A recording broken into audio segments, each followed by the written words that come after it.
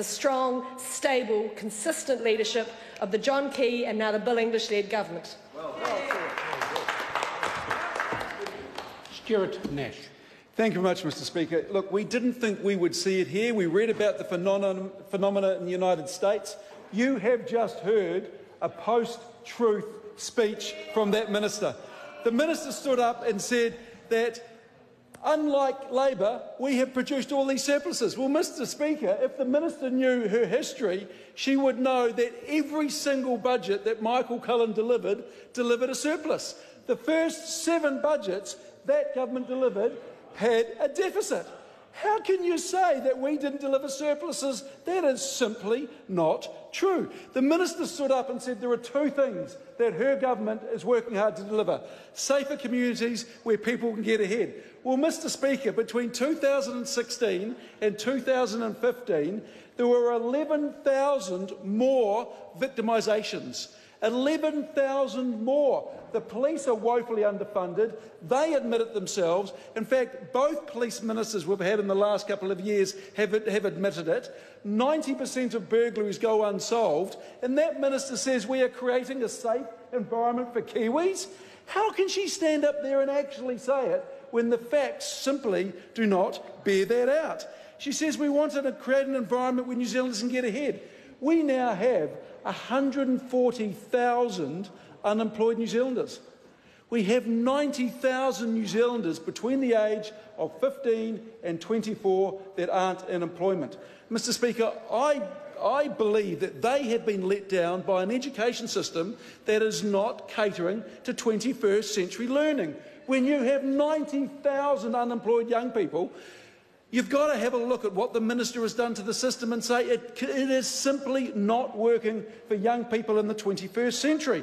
Mr Speaker, Minister Amy Adams talked about the average wage increasing in 2021. Really?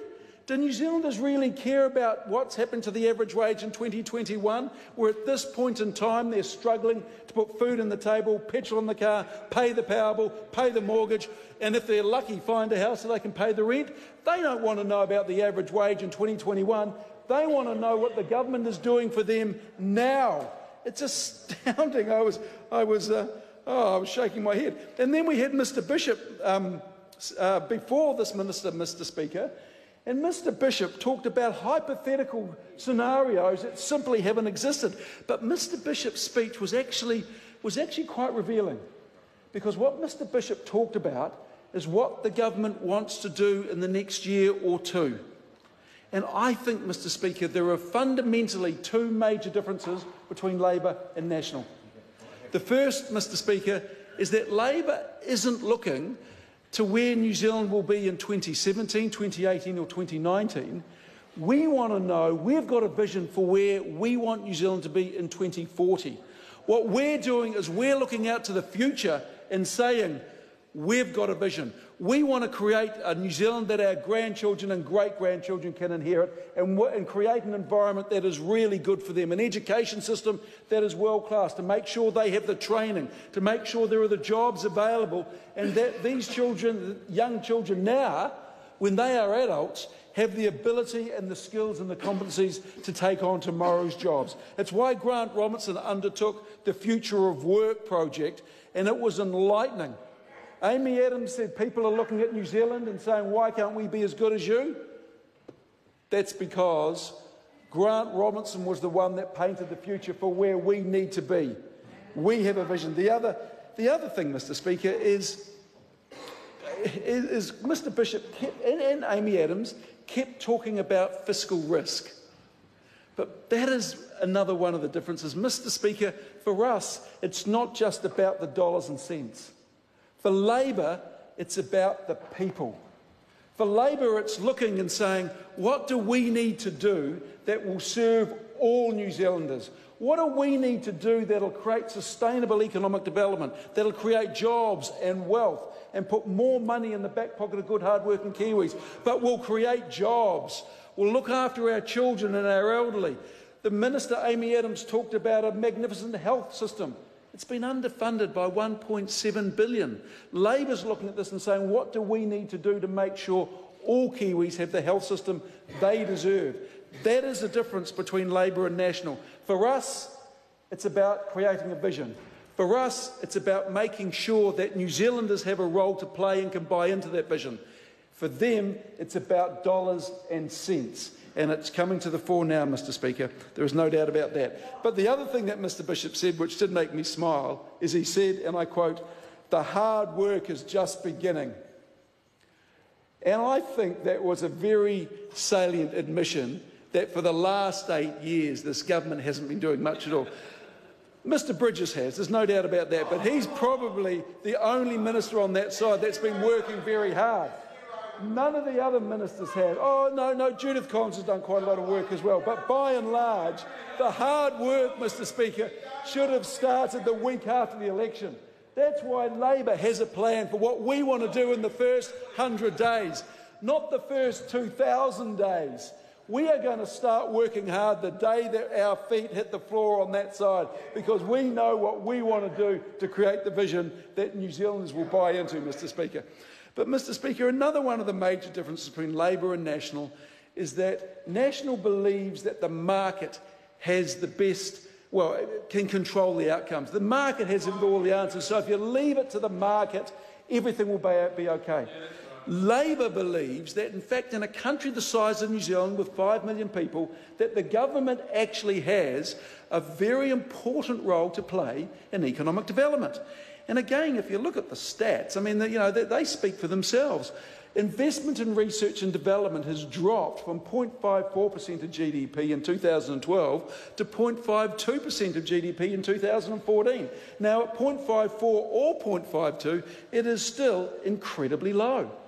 And I believe one of the reasons why it is so low, Mr Speaker, is the government has not created the sort of environment that encourages small businesses, medium businesses, or large businesses to invest in research and development. And while the small business roadshow will go ahead and they'll sit down, they'll drink some wine and they may have a couple of hors d'oeuvres, it's my experience is that what small business actually wants is not a glass of wine. What they want is to know that the government has a plan in place to allow them, to encourage them to invest in research and development. Because that is what is going to drive jobs. And I do remember the Prime Minister, when he was Minister of Finance, actually came out and said something along the lines that one of New Zealand's competitive advantages is we have such a low labour rate. He said that. We have such a low labour rate. Well, a wage rate, I mean. Our minimum wage is so low, it's cheap to employ workers. Now, Mr Speaker, one of the major problems we have in this country is our low productivity. It really is dreadful. We need to create an environment that encourages business to invest in capital, that will grow jobs, that will grow productivity. Mr Scott knows this because he's a businessman. He must look around and go, what do we need to do to actually grow jobs? And it's not about talking about them. It's not about roadshows. It's about creating a sort of fiscal business environment that encourages business to invest in research and development. I remember, Mr Speaker, when the Mosgiel plant for Fisher and Paykel closed down. Loss of about 400 jobs, I think. And at the time, your first reaction is, goodness me, 400 jobs? That's really going to gut a community like Mosgiel. The next question was, why have we got an assembly plant with 400 people? Why isn't that plant employing 100 people working 24/7 and as a product and as efficient or not more efficient than the most efficient plants around the world? We are a country with low productivity. Let me sum up, Mr Speaker. And I want to start by saying Labour has a vision for New Zealand. Labour has a vision for New Zealand that includes all New Zealanders. Labour has a vision for New Zealand, Mr Speaker, that includes the education system, that includes the health system and funding the health system in a way that meets the expectations of all Kiwis. Labour has a vision for New Zealand where the tax system enables businesses and works with businesses to grow as well as not disadvantage Kiwis. Mr Speaker, we know we haven't got an education system fit for the 21st century. That is why we have come out and promised 3 free years of post-secondary school education. Unless we start treating New Zealanders unless we start training them, unless we start investing in their future, Mr Speaker, we are never going to reach our potential. And I don't want to benchmark New Zealand against other countries. What I want to do is be part of a government that always says, how can we do better? Labor has a plan for that. Thank you very much. The Honourable Simon. Mr Speaker, it's fantastic to speak in this budget